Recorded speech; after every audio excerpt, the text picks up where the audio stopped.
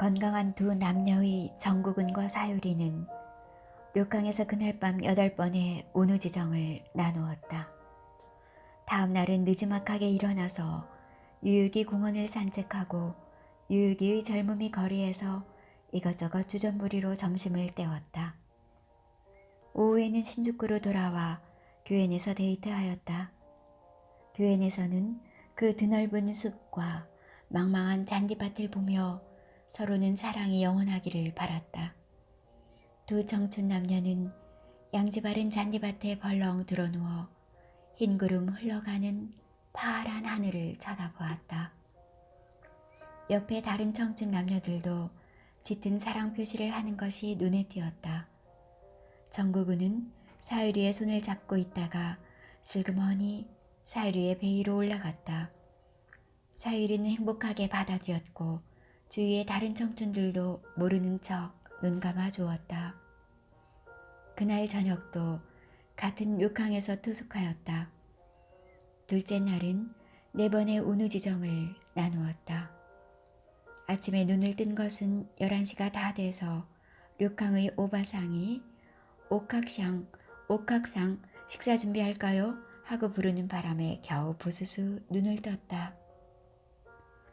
둘은 유카타만 입고 오바상이 날라다 준 정성어린 식사를 하면서 정국은은 사유리에게 농을 하고 싶어졌다.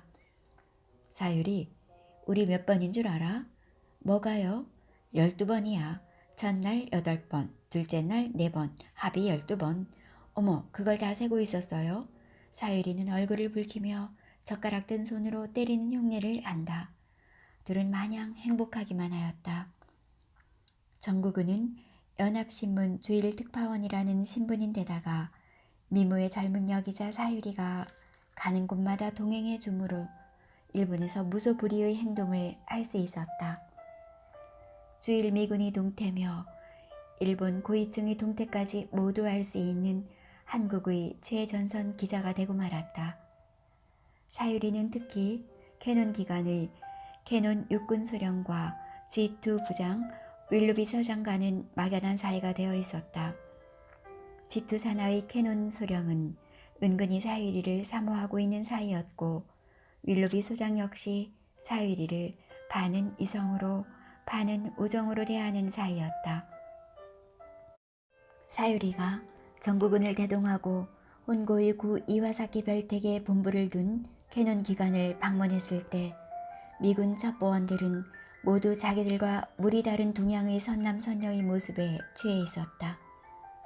캐논의 안내를 받으며 캐논 사무실로 들어가는 남녀를 본 미군들은 만면에 웃음을 띠고 가벼운 탄성을 바라기도 하였다. 소파에 앉자마자 부관이 차를 따르고 다른 부관은 오카시를 가져오고 야단이 났다. 병사들은 캐논의 눈치를 보며 흥미진진한 한편의 드라마를 보는 눈치였다. 그들은 모두 캐논이 사유리를 좋아하고 있다는 것을 잘 알고 있었기 때문이다. 정국은과 사유리의 거동을 보건대 연인 관계가 분명한데 과연 캐논이 어떻게 나올까? 그러나 캐논은 결단이 빨랐다.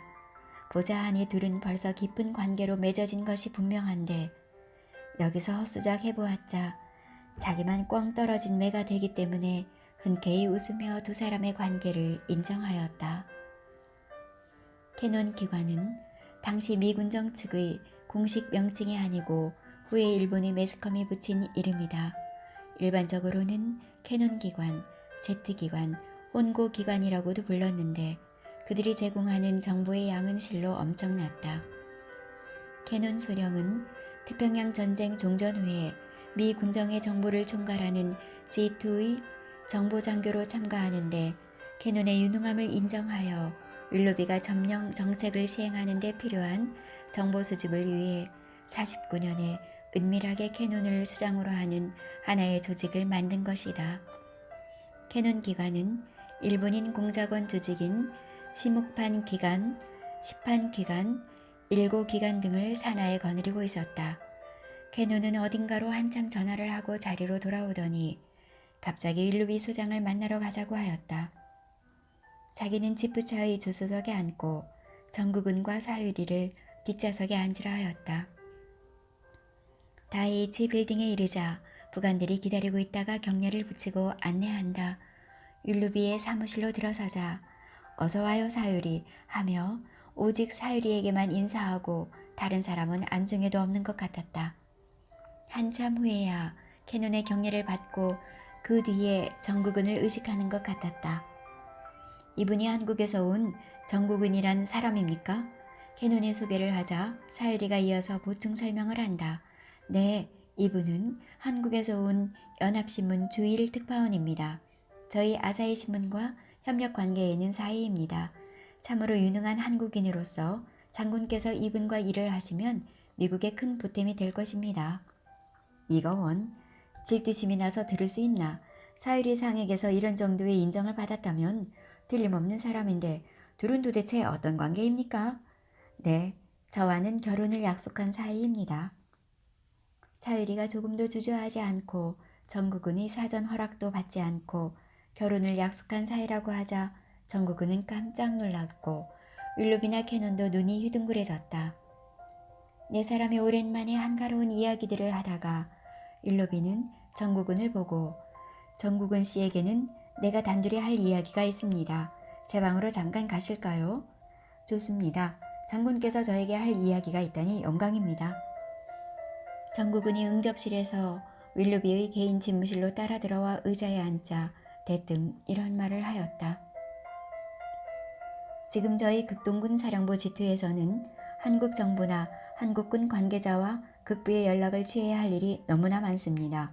당신이 그 일을 맡아주실 수 있습니까? 좋습니다. 제가 할 수 있는 일이라면 무슨 일이라도 하겠습니다.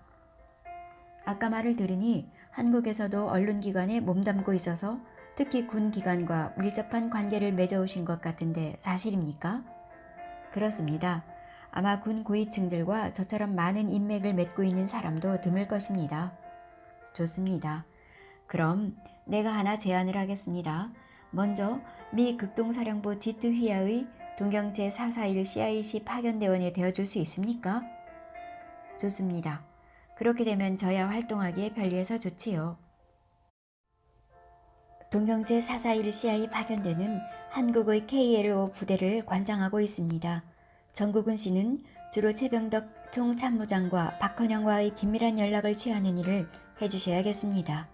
봉급은 미군 봉급 규정에 의하여 지급하되 위험수당, 특별수당 등이 더해지고 필요하다면 무진장의 보조가 가능합니다. 좋습니다. 두 사람 다 저와는 아주 친한 사람들입니다. 박헌영은 제가 스승처럼 모시는 분이고 최병덕 장군은 저와는 술친구이기도 합니다. 무슨 임무라도 수행하겠습니다. 그런데 높아심에서 말씀드리는데 박헌영과 최병덕은 적대 관계에 있는 것 좀 물론 알고 계시겠지요? 잘 알고 있습니다. 그래서 정 선생님 같은 분이 필요합니다.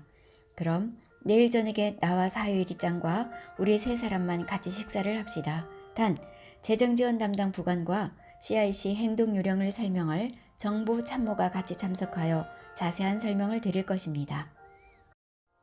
사유리 짱은 정국은 씨의 약혼녀이기 때문이기도 하지만 영어와 일본어가 능숙하기 때문에 정확한 의사 전달을 위해서 꼭 참석이 필요합니다. 식사 후 뒤풀이는 캐논 소령과 몇몇 부관들도 동참시키도록 하겠습니다. 지금 한국의 군사고문단장 로버트 준장은 곧 퇴역하고 라이트 대령에게 직무대리를 맡길 것이요. 좋습니다. 알았습니다. 그리고 사유리 상과 정국은 씨가 살 집은 우리 극동군 사령부의 안가를 사용하세요. 내일 우리가 식사할 곳도 안가이지만 등행 조후에 우리 사령부의 안가가 몇 채 있으니 사용하도록 하세요. 그러고 보니 내가 두 사람의 신방을 차려주는 꼴이 되고 말았군. 허허허. 하하하하.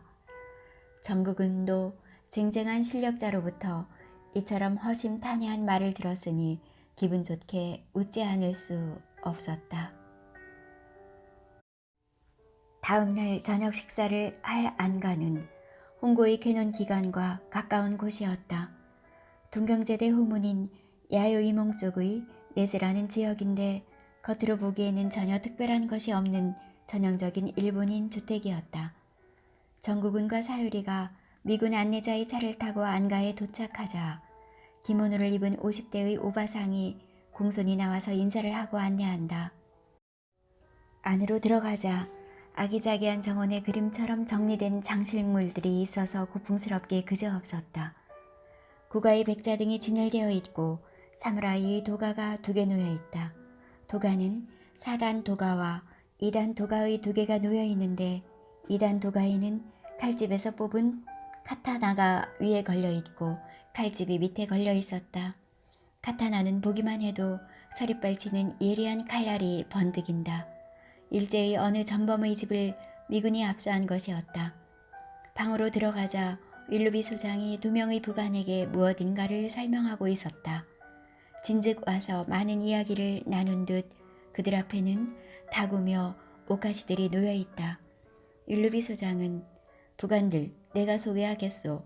이분이 내가 좋아했다는 사유리 짱이고 하하하 이건 농담이지. 이분이 한국의 인물 정국은이란 사람이요.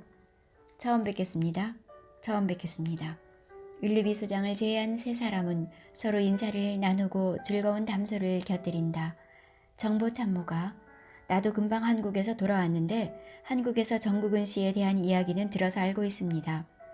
제가 알기로는 박헌영과 아주 가까운 남로당원이신데 그런데 윌루비 장군의 말에 의하면 우리 미군 G2에 적극 협조하겠다고 했다면서요?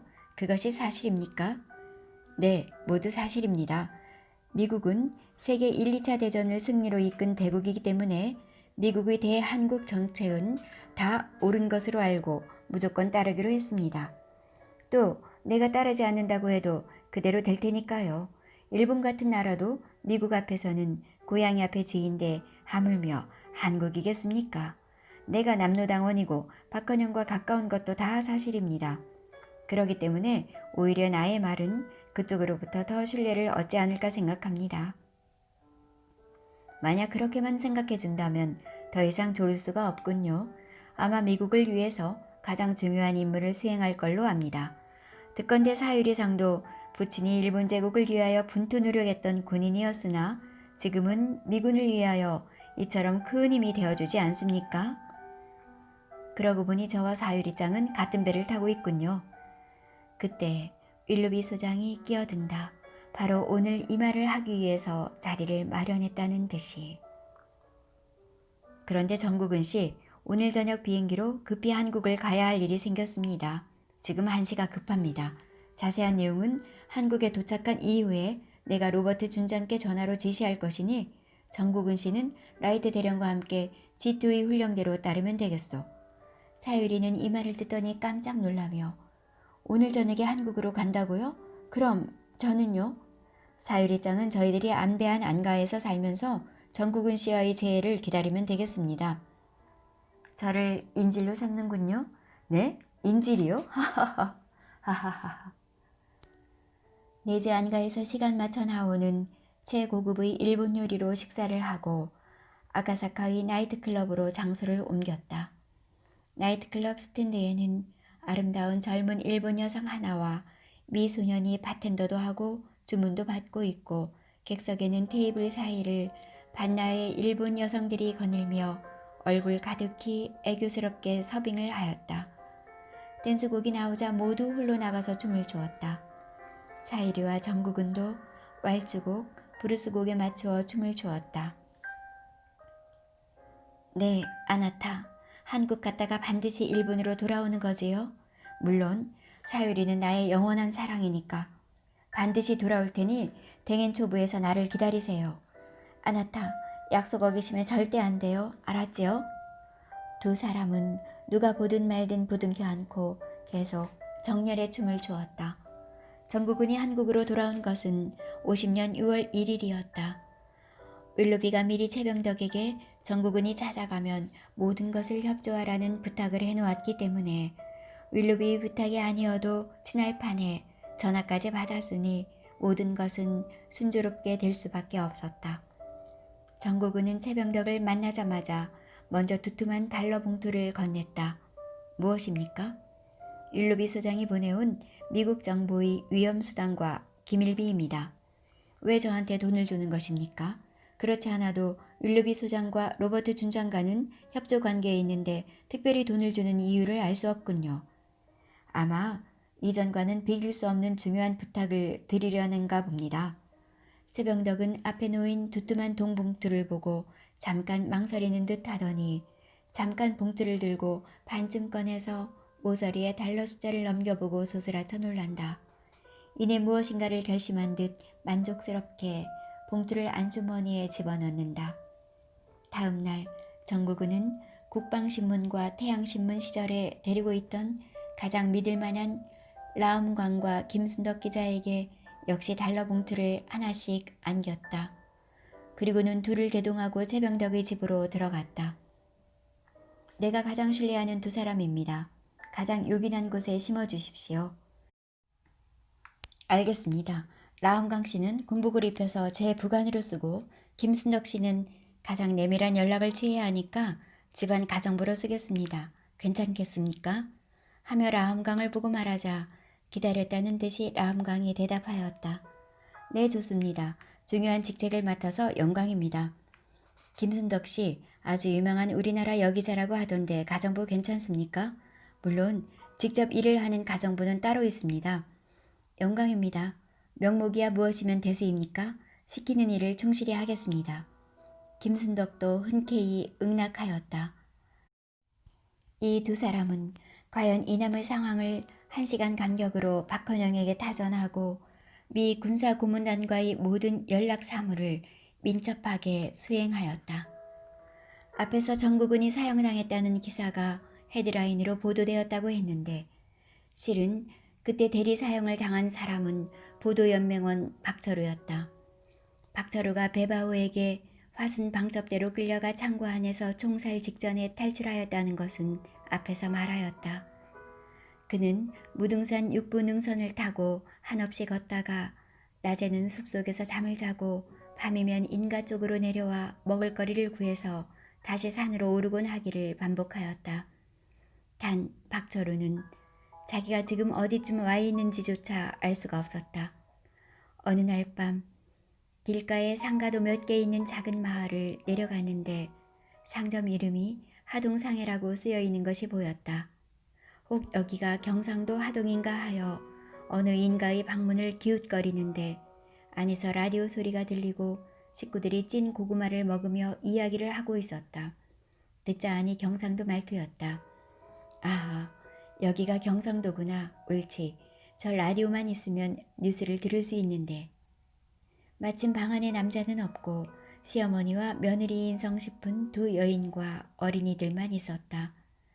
박철우는 문을 벌컥 열고 안으로 들어가 식칼을 들이댔다. 방 안에서는 기겁을 하고 악 놀라 소리를 지른다. 쉿, 조용해라. 당신은 네 신기요. 그것은 알 필요 없다. 내 말만 잘 들으면 죽이지는 않겠다. 나는 저 라디오와 고구마만 가져가면 된다. 다 가져가 있어. 그럼 우리를 죽이지는 않는 것이지 예? 고맙소. 그럼 실례하겠소. 참, 한 가지만 묻겠소. 여기가 경상도 하동 맞습니까? 맞아 예. 경남 하동군 옥종면 양구리 이구인기라 예. 알았소. 오늘 있었던 일은 누구한테도 말해서는 안 돼요. 만약 말하면 다시 찾아와서 모두 죽여버리고 말겠소. 알았지요? 하모. 박철우는 고구마로 줄임배를 채우고 라디오를 듣고 인민군이 승승장구하며 남하하고 있다는 것을 알았다. 산 위에서 밤을 새우고 새벽이 다가오는데 어떤 소리에 선잠이 깨었다. 한길을 내려다보니 어렴풋한 새벽 안개 속에서 어느 군대가 들어오고 있는데 자세히 보니 국군은 아닌 성쉽고 인민군 차림이 분명했다. 박철우는 겉옷 속의 흰색 러닝 셔츠를 벗어 나뭇가지에 매달았다. 인민군의 행렬이 가까이 오자 갑자기 뛰어내려가며 흰 깃발을 흔들며 소리 질렀다. 나는 보도연맹이요. 나 남로당원이요. 나는 화순에 사는 박철우란 사람이요. 중대장인 성싶은 사람이 병사 서너를 시켜 잡아오라고 한 모양이다. 그래서 박철우는 이동하는 인민군에 끼어 낙동강 전선으로 같이 행군할 수 있었다. 그 뒤 박철우는 후퇴하는 인민군을 따라서 월북하였으나 동부전선 철원 전투에서 인민군을 탈영한다. 탈영한 이유는 자기를 총살하려고 했고 독립군 아버지의 뒤를 쫓던 악질 형사 조종수를 처치하기 위해서였다. 박철우는 국군에 투항하지는 않았다. 그저 어느 민가에 들어가 옷을 구해서 평상복으로 갈아입고 갖은 수단과 방법을 가리지 않고 화순까지 내려가 방첩대를 기웃거렸다. 화순 경찰서 앞의 조그만 단층 건물이 방첩대인데 며칠을 서성거려도 조종술은 보이지 않았다. 그래서 방첩대 신차민성 싶은 사람에게 지인이라 자칭하고 조종술의 행방을 물었더니 충청도 봉양 방첩대로 전근하였다고 했다. 박천우는 제천까지 가서 제천에서 군대차를 빌려 타고 봉양에서 내렸다. 봉양에서는 불과 반나절 만에 조종술을 찾을 수 있었다. 그의 뒤를 쫓아 그의 숙소도 알아두었다.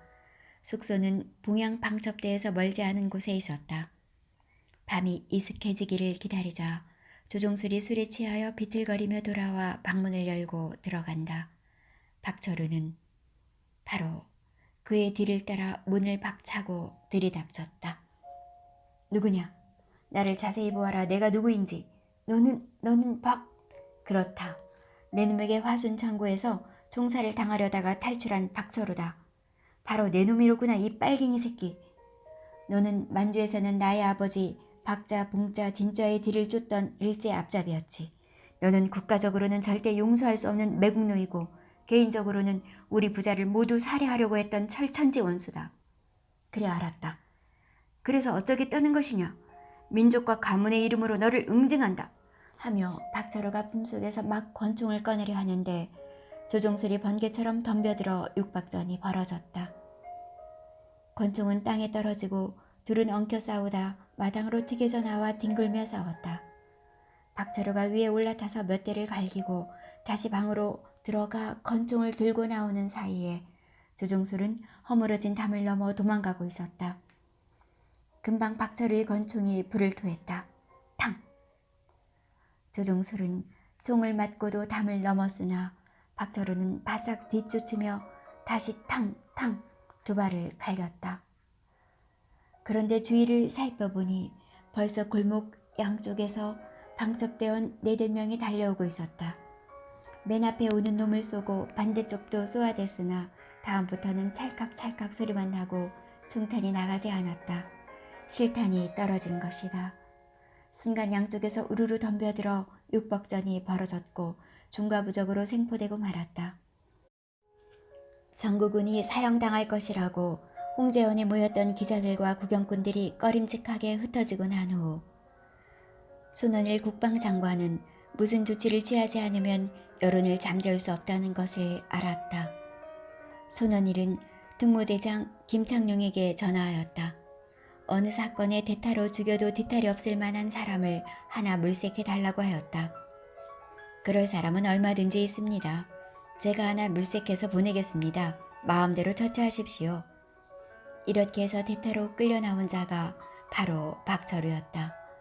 영문도 모르고 전주 형무소에서 끌려 나온 박철우는 소속 불명의 지프차에 실려졌다. 그런데 차 안에서 눈을 가리고 이어서 입에 재갈을 물려 말을 못하게 하고 어딘가로 도어 시간을 달렸다. 이어서 차에서 내리라고 하였고 자기를 어느 기둥에 묶었다. 그때야 박철우는 총살을 시키려는가 보다고 짐작했다.